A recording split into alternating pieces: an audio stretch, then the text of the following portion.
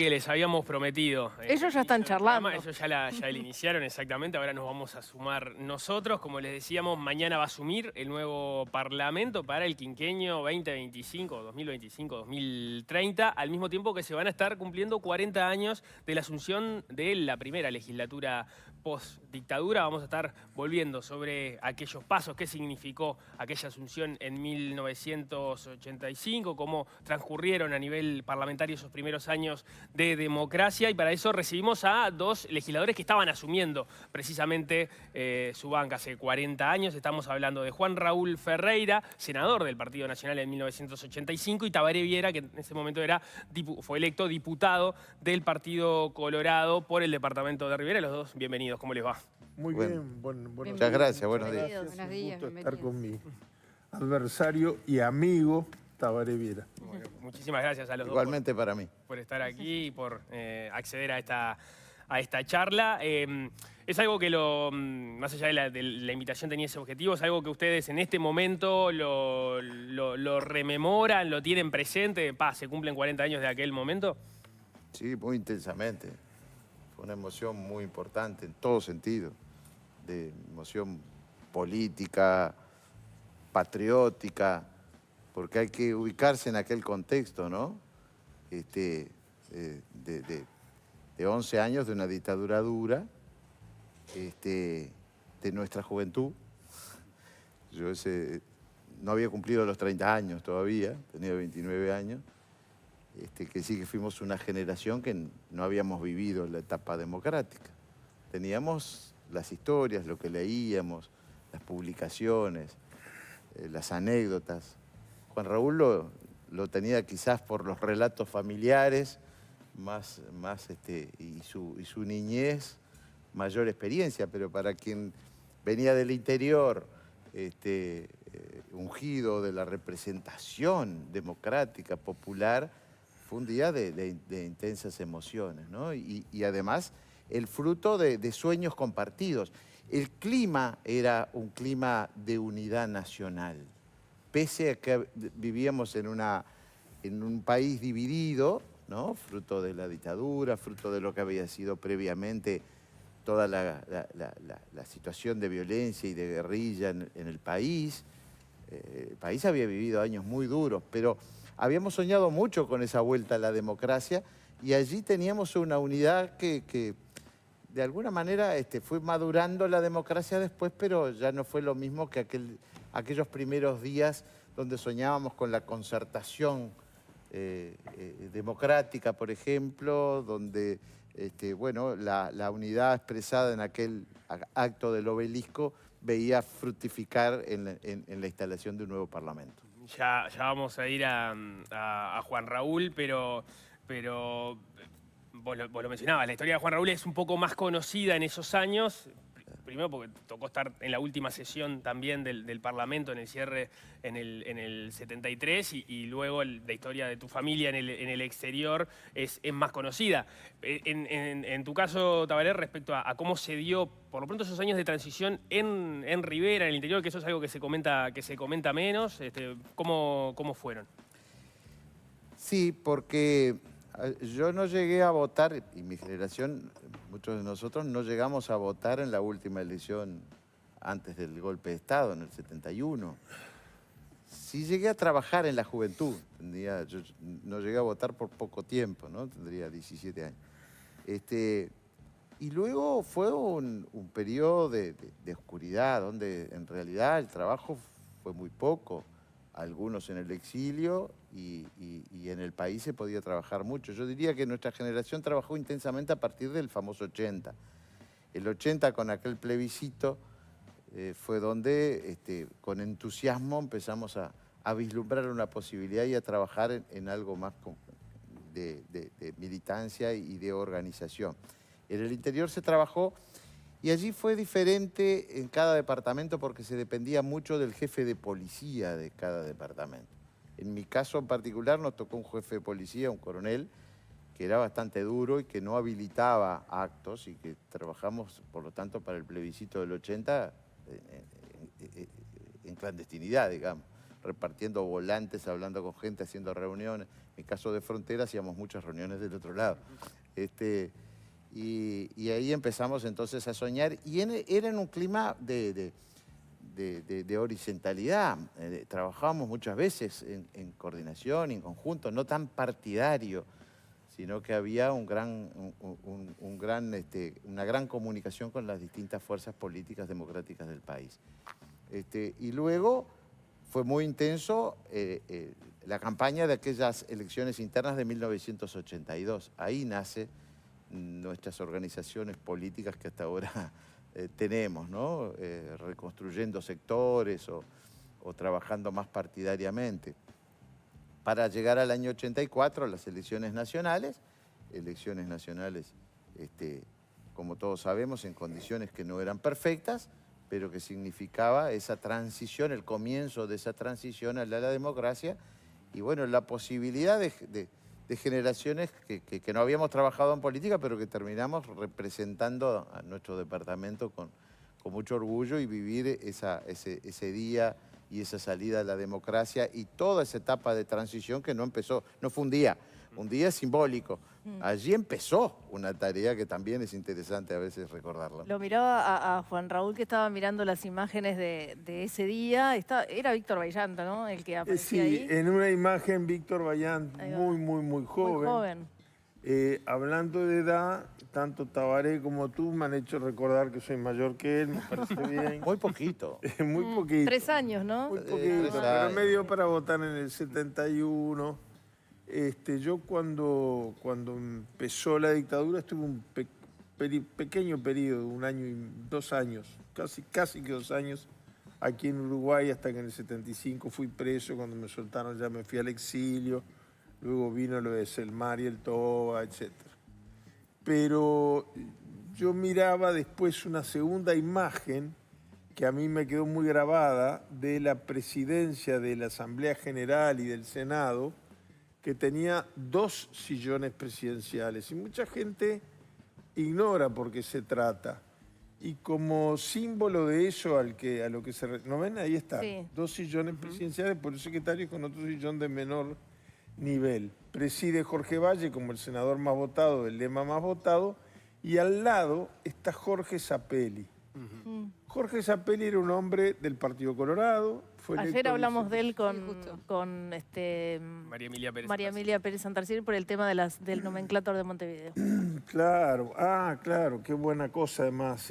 Yo tengo una admiración, un cariño. Era un hombre del Partido Colorado, vallista, a quien yo conocía, incluso era compañero de clase de algunos de sus sobrinos, pero no solamente fue un hombre de mucho diálogo, fue ministro de Trabajo durante Pacheco y mantuvo una relación en esas condiciones extraordinaria con la Central Obrera. Y luego, cuando fue vicepresidente, tuvo una actitud muy digna, hasta que se transformó en el primer vicepresidente destituido por decreto, ¿no? A veces los golpes de Estado destituyen a los presidentes, pero tuvo una actitud muy digna, y cuando llega el retorno a la democracia en aquella sesión tan ilustrativa, 15 días antes que asumiera el presidente Sanguinetti, el Partido Nacional, su partido adversario, pide que él esté presente en la presidencia como símbolo de continuidad del régimen constitucional que había caído en el año 73, cuyas cámaras él presidía. Jorge Zapelli no estuvo presente en la famosa última sesión del Senado, en la cual yo sí estuve, Tabaré no, porque soy más viejo. No estuvo presente, aunque merecía estarlo y quería estar, porque le pidieron. Me acuerdo que fueron el senador Hierro Gambardella por el Partido Colorado, Ñato Rodríguez por el Frente Amplio, mi viejo por el Partido Nacional, a pedirle, a pesar del escaso quórum, que no fuera, para que estuviera presente, y lo hizo con una enorme dignidad en la sesión de la Cámara del Consejo de Ministros, donde se disolvía el Parlamento. el parlamento que él presidía y no quería avalar su destitución. Yo traje una foto que la tengo colgada en mi casa, llegando. Yo fui a la sesión, miren qué país maravilloso que teníamos, que tenemos y que tenemos que preservar, pero que antes se manifestaban más este tipo de cosas. Yo fui junto con él. Yo llegué al Palacio Legislativo el día que se reabrían las puertas a la democracia en el auto de un colorado, manejado por un colorado y vallista, a quien hoy quería rendir mi homenaje. Pero, bueno, sí, perdona. No, en ese sentido, ¿con qué sensaciones te tocaba a vos asumir esa banca? Pensando en lo que decía Viera, de que la solución de salida no había sido perfecta, pero había sido la que se había podido lograr. En el caso de ustedes era evidente que su intención hubiese sido que tu padre Wilson haya sido candidato, algo que no fue permitido. Y bueno, y ese era el contexto en el cual les tocaba asumir esa banca. Pero, ¿cuánto pensaba ese tipo de cosas? ¿Cuánto pasaban por la cabeza a la hora de asumir? Eso era otra cosa tremendamente aleccionadora de aquellos tiempos, ¿no?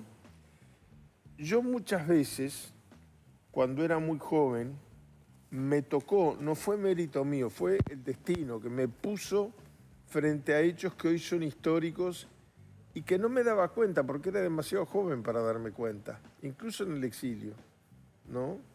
Algún día les contaré mis vivencias con el hoy Papa Francisco.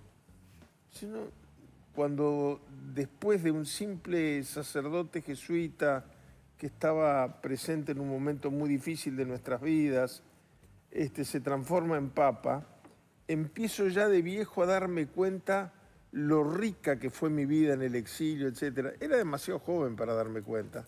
Y no era mérito mío, eran las circunstancias que me ponían ahí, por mi padre, Entonces, una cosa importante de aquella sesión de hace 40 años es que todos habíamos llegado al inicio de la democracia por caminos distintos. El Partido Colorado tenía una posición, el Frente Amplio también fue al Club Naval, pero tenía una posición distinta, Sereña había estado preso, etc. El Partido Nacional se resistía, pero aceptó ir a elecciones con Wilson preso, etc. Pero a partir de que se abrieron las puertas y se dijo el camino es este, fue el camino de todos. Por eso a mí me aburren las discusiones sobre el Club Naval, sobre este paso, aquel otro. No. Cada uno fue por su camino, pero además fue la actitud de Wilson y de Sereñi, por ejemplo. Claro, de aportar a esas salidas dejando atrás a algunas cosas. Exactamente, sí, el famoso discurso de la Explanada, el día que recupera su libertad, la muy buena relación con el presidente Sanguinetti. Yo recuerdo los días, porque asumió el Parlamento, una situación muy delicada era. La dictadura seguía frágil, ¿no? Había cambiado el presidente por el doctor Adiego de la Suprema Corte de Justicia, pero habían autoridades electas conviviendo con un régimen no electo. ¿Cómo se llevó adelante todo eso? Fue de una madurez, de una confraternidad interpartidaria maravillosa. Igual que la última sesión del Senado, 40 años, 10 años antes, casi que 12 años antes, 11 años y pico, donde también la despedida de las instituciones, del sector vallista del Partido Colorado, del wilsonismo dentro del Partido Nacional y del Frente Amplio, fue por más diferencia que hubiera en los caminos a elegir para combatir a la dictadura, un camino de unidad, de confraternidad, de solidaridad, realmente emocionante de recordar. Yo les quería preguntar por las discusiones parlamentarias que les tocó asumir en ese Parlamento, tal vez una de las más difíciles, probablemente la que tuvo mayor impacto en esos años y en la historia general de nuestro país, que fue la discusión por la ley de caducidad. ¿Cómo la recuerdan y cómo la vivieron en definitiva, no? Sí, como decíamos, eran horas muy especiales y creo que éramos todos conscientes de la fragilidad de una salida que, a ver, de una dictadura, de un gobierno de facto, a la democracia prácticamente se salen de dos maneras. En forma negociada, que generalmente no es perfecta porque no hay una salida perfecta para un régimen o una situación totalmente imperfecta y no democrática y negociada. O de lo contrario, bueno, de forma con una revolución. Son las dos formas. Bueno, hubo esa posibilidad de la negociación, de salir de esa forma imperfecta, pero digamos, de un régimen militar que no había sido derrotado militarmente, que continuaba con toda su poder de facto y que tenía en su propia interna una serie de matices, de diferencias, de temores, de intenciones. Seguramente, digo, había una gran variedad. Por lo tanto, ahí se empieza, una vez que se produce el retorno de la democracia y se comienza con la reinstitucionalización del país, hubo mucho trabajo político, parlamentario, ¿no, Juan Raúl? Todo el tema, para empezar, temas formales, pero no menos importantes. ¿Qué iba a ocurrir con todas las leyes que había aprobado un Consejo de Estado? Bueno, las eliminábamos por ser no democráticas y el país entraba en varias áreas. En anomia. Claro, por lo tanto, de allí hubo que hacer toda una tarea de dictar una ley que las legalizara. ¿Pero cuáles? Bueno, toda una comisión trabajó sobre cuáles pasaron a ser decretos leyes. Y bueno, como eso hubo que ir perfeccionando y reinstitucionalizando al país con mucho trabajo en esa situación especial, tratando de pacificar también el país, de atender a quienes habían sido perjudicados, de aquellos que habían sido destituidos, todo un plan de restitución, de recomposición de carreras y de derechos, de repatriación de compatriotas que estaban por todo el mundo. Toda esa tarea fue muy importante. Y de allí entonces, esa situación que se vivió, que se fue incluso, yo diría, agravando en la medida que la justicia recibía denuncias y empezaba a citar a militares, a una situación real de no permitir llegar al extremo de que hubiera un quebrantamiento de la vida institucional, del Estado de Derecho, de permitir que alguien que sea citado y convocado a la justicia no concurra. Y entonces por allí, incluso en los diálogos, todo el sistema político estuvo. Algunos asumieron responsabilidades superando temas incluso personales, como sin duda lo fue el caso de Wilson Ferreira o de otros dirigentes. Y bueno, entonces llegando a esa solución de la ley de caducidad que permitió descomprimir una situación que hay que, repito, los procesos históricos no se pueden descontextualizar. Pero esta reflexión tú la elaborás, me lo pregunto, con esta perspectiva de 40 años o en la discusión parlamentaria de ese momento, ese era tu perfil. Sí, por supuesto, claro. Ahí recordemos, y corríjanme porque ustedes estaban ahí, estábamos hablando de diciembre del 86 y lo que estaba sobre la mesa era que se vencía el plazo para el cual algunos militares, si no me equivoco, Gavazo era uno de ellos, tenían que comparecer ante la justicia a declarar, y lo que iba a pasar era que no se iban a presentar a declarar, iba a quedar de manifiesto el desacato por parte de los militares, el no reconocimiento de... A ver, Nico, había ese riesgo. Lo que pasa es que una vez que se produjera el desacato, ya era otra la situación. Claro. Era tratar de evitar de no llegar al momento en que bueno, uno cede ante determinadas presiones que no quiere ceder. Prever eso. Se corría contra el tiempo con todo este razonamiento. No es que ante la amenaza de que no van a concurrir, no podíamos permitir que se sabía que eso iba a pasar y entonces tenían que decidir o se legislaba en función de eso o se quedaba en esa situación en la cual iba a estar quebrada la institucionalidad nuevamente. Y la redacción además fue muy importante, la redacción de la ley, que fue muy negociada. Y que ahí estuvo Wilson, por supuesto. Palabra por palabra. Palabra por palabra. Fue un trabajo muy importante y yo creo que fue una muy buena ley, sin Más lugar allá a de su dudas. aplicación después, que sí ha generado diferencias sobre si ese texto se Mirá, respetó o no, pero bueno, es una discusión ya que se da más adelante en el tiempo, no en esa Pero legislatura. como toda aplicación de la ley, según las circunstancias y según quién las aplica, pero me refiero a que dejaba abierta la posibilidad de investigar, nunca se cerró. Simplemente se renunció a la pretensión punitiva del Estado, ¿no? Que esa era la clave, y que además, bueno, después fue ratificada en 2 instancias por el pueblo, ¿no? En plebiscitos, cosa que es otro tema y que evidentemente... ¿Cómo fue tu vivencia? Sí, yo voté la ley. No quiero sacar el lazo con la pata.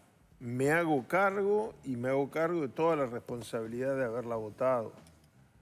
Y la votaría otra vez yo. Y, en aquel momento. y no le deseo a nadie estar en los zapatos en los que estuve yo y creo que todos los que la votamos. Pero como dice Tabaré, hay que mirar el contexto que se vivía. Mucha gente, queriéndole incluso dar un atenuante, hoy dice que mi padre la votó porque temía que si no venía un golpe de Estado. No, el temperamento de mi viejo funcionaba al revés. Si le ponían una pistola en la cabeza y le decían si no votás hay un golpe de Estado, la votaba en contra seguro. No, basta por manera de ser. El riesgo, y ahí hay un matiz que señala Tabaré que me parece muy importante y yo le agradezco que lo haya hecho. El riesgo no era un golpe de Estado, era más delicado, así se nos planteó desde el Poder Ejecutivo.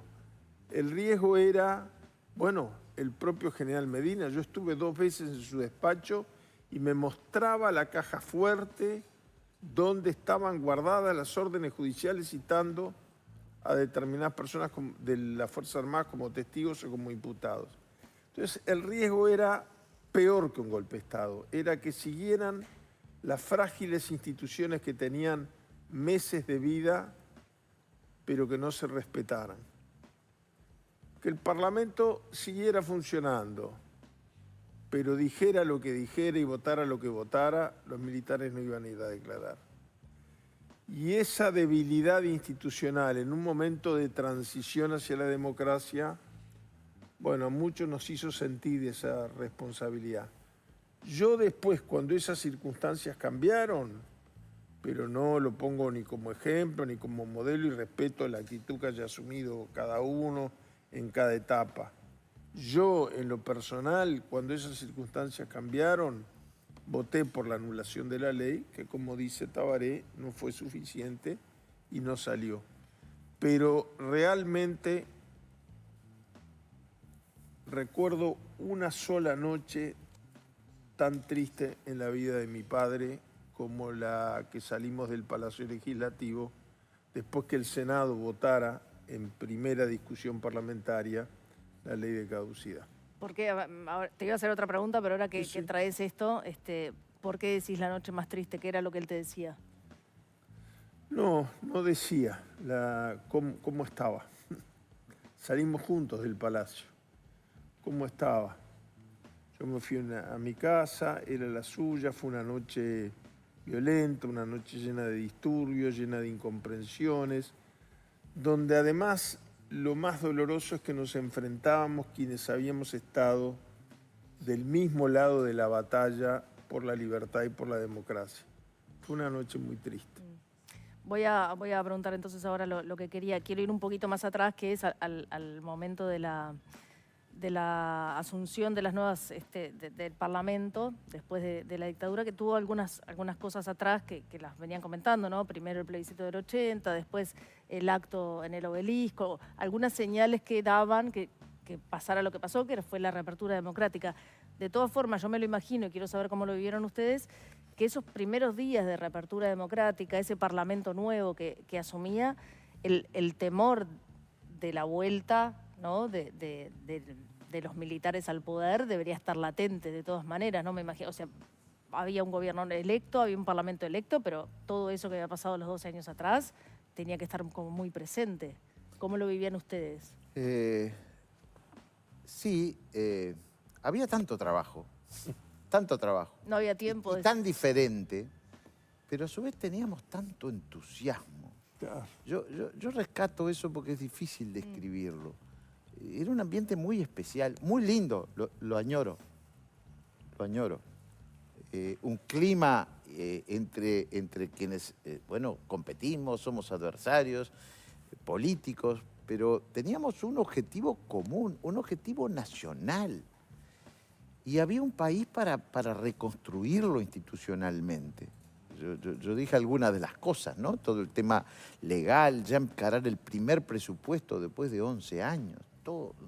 Es decir, en mi caso y en mi entorno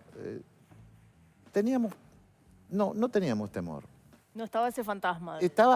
Sabíamos que era frágil, que había muchas cosas que era un proceso de reinstitucionalización. Pero podía más el entusiasmo. Pero podía más el entusiasmo. Las diferencias estaban superadas por esos objetivos comunes que tenía. Fíjense que había habido una concertación nacional programática. Teníamos un gobierno de entonación nacional, no fue un gobierno de... Pero teníamos algunas cosas en común. Y sobre todo los principios, los valores y los objetivos. Yo no viví temor de que volviera, estaba segura que el proceso se iba a ir madurando, la conducción, y cuando digo la conducción, no solamente del presidente Sanguinetti, que fue fundamental en toda esa etapa como presidente, y recomiendo leer su libro La agonía de la democracia, que narra como una crónica con citas toda esa etapa. Pero sino de todo el sistema político. Porque si fue muy importante la labor de quien ganó la elección y quien fue el presidente, no menos importante fue el trabajo de las otras fuerzas políticas que con madurez asumieron incluso dolores legítimos. Vaya que hay que valorarlo y homenajear a Wilson, a Sereñi y a todos los actores políticos de todos los partidos. Yo creo que temor a que hubiera un golpe, bueno, sí, siempre sobrevolaba, ¿no? Porque la fuerza fáctica todavía la tenían. No fue un golpe de Estado derrotado militarmente. Y tal vez en ese momento, no sé ni si moralmente, es distinto al proceso argentino, por ejemplo, radicalmente diferente. Sí, si me permite, el libro de Sanguinetti que trata ese periodo es La Reconquista. La agonía de la democracia trata justamente de cómo fue el periodo que desembocó en el golpe y la reconquista. La Reconquista, sí, el segundo libro. A propósito, es interesante porque lo recordamos menos, ¿no? Esa agenda de reinstitucionalización que tuvo que seguir el Parlamento, esto que mencionaba de, bueno, qué hacer con lo que terminaron siendo los decretos leyes. Ahora, ¿en qué momento sienten o cuáles sienten que fueron los temas de la agenda legislativa de una democracia, ¿no? Yo, digamos, pensando a vuelo de pájaro, más allá de que obviamente hubo que votar un presupuesto, era un momento donde la economía estaba complicada, hubo inflación muy elevada, etcétera. Casi el 100%. Pienso en la ley forestal como un ejemplo de aquella época, que se votó en el 87, se reglamentó en el 88.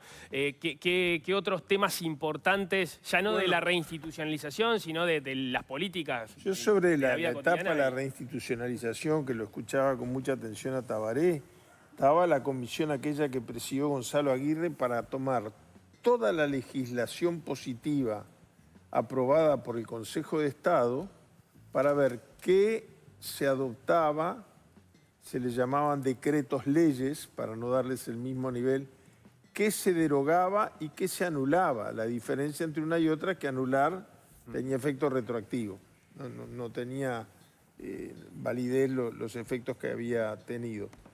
Pero sí hubo dos comentarios, quería ser bien breve. Uno es sobre lo que tú preguntás específicamente. Bueno, por ejemplo, los diálogos que llevaron a la aprobación de la ley de caducidad permitieron hablar de otros temas de agenda. Y ahí nació, por ejemplo, la Corporación Nacional para el Desarrollo. Por ejemplo, es el primero que viene a mi memoria. Y a lo que decía Tabaré Viera, yo quiero agregar que en mi caso, además, Yo me quedé en Uruguay después del golpe, fui detenido algunas veces, preso. Yo hago la diferencia entre detenido y preso. En el 75, luego me voy del país, etc. Pero tanto en ese periodo que estuve en el Uruguay, como el más intenso de los años de exilio, para mí marcaron entonces no solamente el regreso de las instituciones, sino mi regreso a mi casa, a mi vida, a mi país, a mi barrio, a mis amigos, ¿no? Y fue importante eso, me marcó mucho. Yo llegué a ser electo presidente del Club Atlético Welcome, antes que Magurno. Después de Magurno no se podía ser candidato porque era unanimidad. Pero yo no sé si yo hubiera sido candidato al club de mi barrio de básquetbol en otro momento, pero en ese momento había una necesidad de echar raíces en lo cotidiano, en lo que en mi caso pesó mucho por los años del exilio. Yo había regresado el 16 de junio del 84, estuve preso hasta el 20 de agosto y las elecciones fueron en noviembre. Yo creo que sobre eso, Nico, fue un periodo muy profícuo. Solo con el hecho de haber sido un periodo que se concretara una transición a la vida democrática, institucional del país con éxito, ya hubiera sido un periodo muy bueno. Pero creo que además fue muy bueno por cosas que se concretaron. Juan Raúl decía, o se decía muy bien, algunas concreciones. Bueno, la ley forestal, sin duda, del año 87. El año 87 terminó un proceso de 2 años de reorganización y de plasmar una cantidad de nuevas cosas que fueron fundamentales para el desarrollo del país. La ley forestal, sin duda, ¿no? Con los resultados de hoy. La Corporación para el Desarrollo. El INIA se crea en ese periodo, más o menos en esa fecha. El INAVI, el Instituto Nacional de Vitivinicultura, y todo el proceso de reconversión de la vitivinicultura, hoy en crisis, hoy con problemas serios y graves y requiriendo atención. Pero hubo una reconversión total de lo que hoy nos enorgullece, que son los vinos uruguayos, por ejemplo. La ley de zonas francas. Es decir, una serie de acciones en cuanto a sentar las bases para un desarrollo del país. Todo el tratamiento que se vivía, creo que está Frati por allí para entrar, que ahora lo veo por acá, y vaya que es un tema... Arriba de la mesa lo de la vitivinicultura, por ejemplo. Que ya les dejo una pregunta para él. Pero además se vivía un momento de sobreendeudamiento interno en ese momento.